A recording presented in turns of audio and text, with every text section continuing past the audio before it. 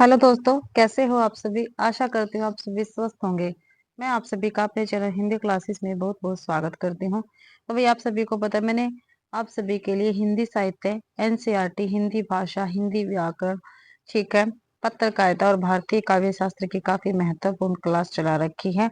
ठीक है, तो अगर आपको क्लास अच्छी लगती है तो क्लास को ज्यादा से ज्यादा शेयर करें, लाइक करें और कमेंट भी जरूर से जरूर करें भाई।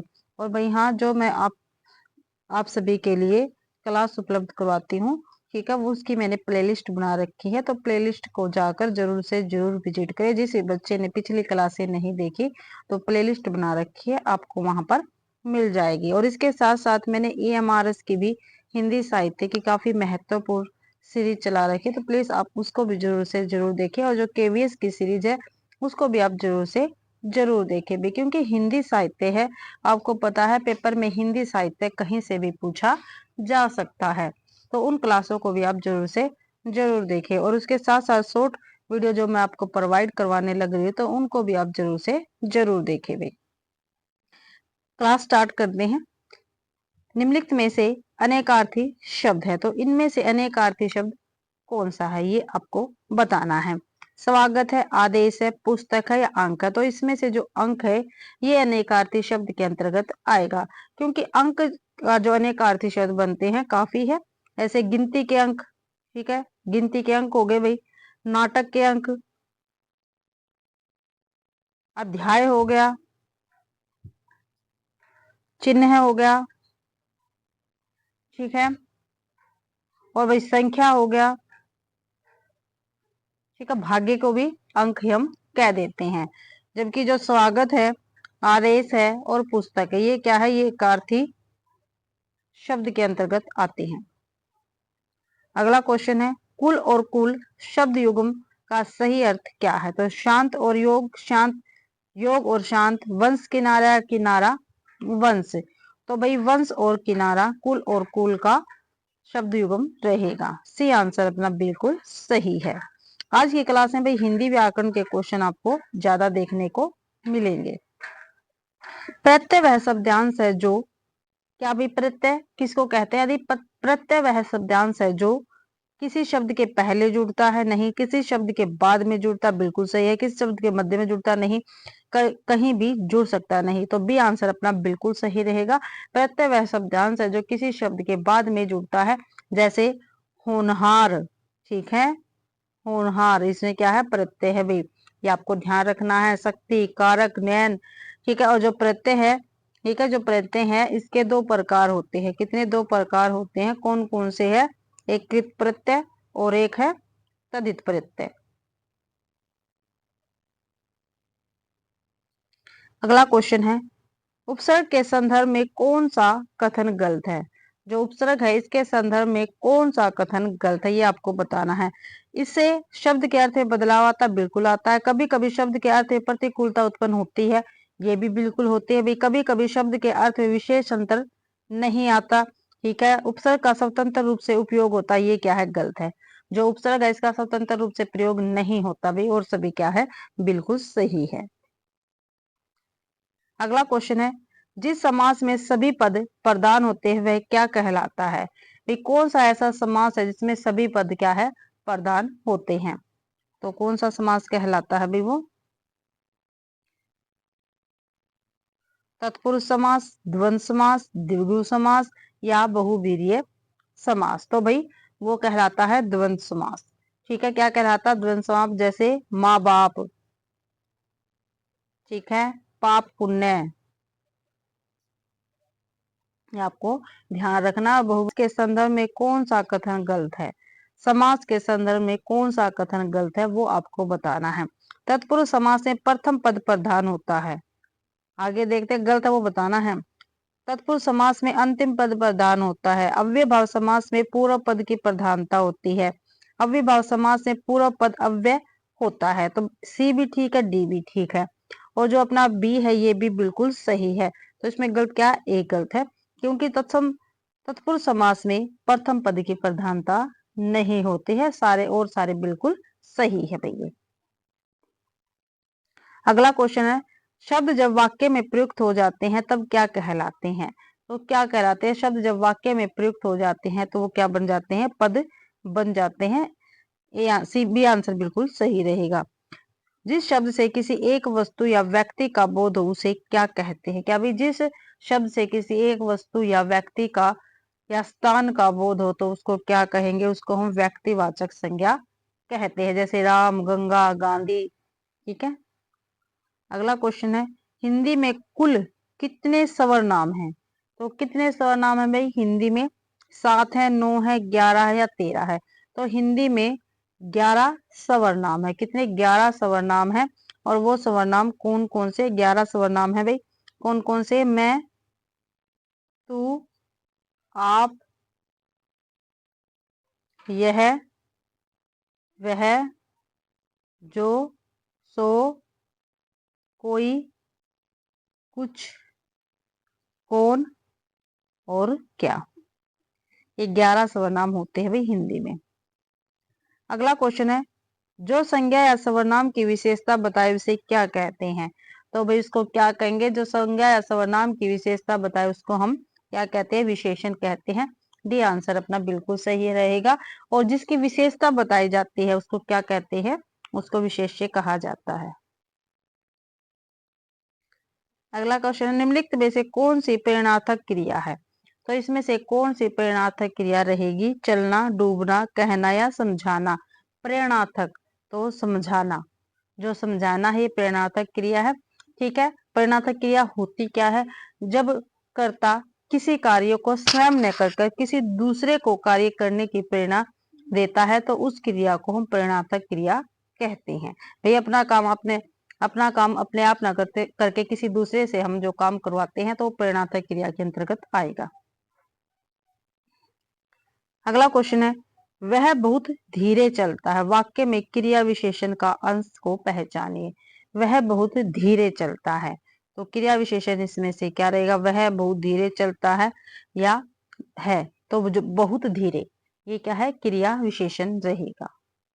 अगला क्वेश्चन है, पदबंध के संबंध में कौन सा गलत है? पदबंध के संबंध में गलत बताना है, कौन सा है? तो कौन सा गलत है ये हमें बताना है। वाक्य और पदबंध में अंतर नहीं होता। आगे देखते हैं, इसमें एक से अधिक पद होते हैं, बिल्कुल होते हैं।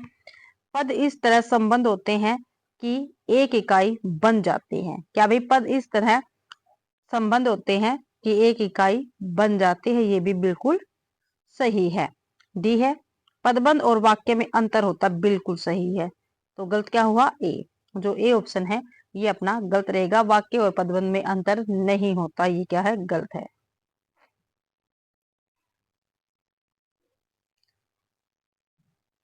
अगला क्वेश्चन देखते हैं भाई, अर्थ की दृष्टि से वाक्य के कितने भेद होते हैं? अर्थ की दृष्टि से वाक्य के कितने भेद होते हैं ये हमें बताना है। तो कितने होते हैं भाई? 2 होते हैं, 4 होते हैं, 6 होते हैं या 8 होते हैं?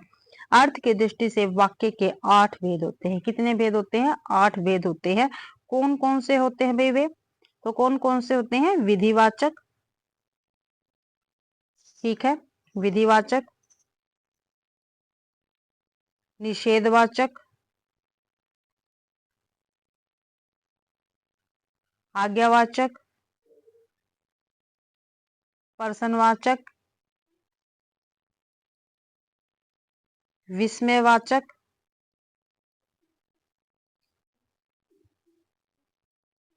संदेहवाचक, इच्छावाचक और लास्ट का है संकेत वाचक। तो ये 8 होते हैं भाई वाक्य के भेद अर्थ की दृष्टि से।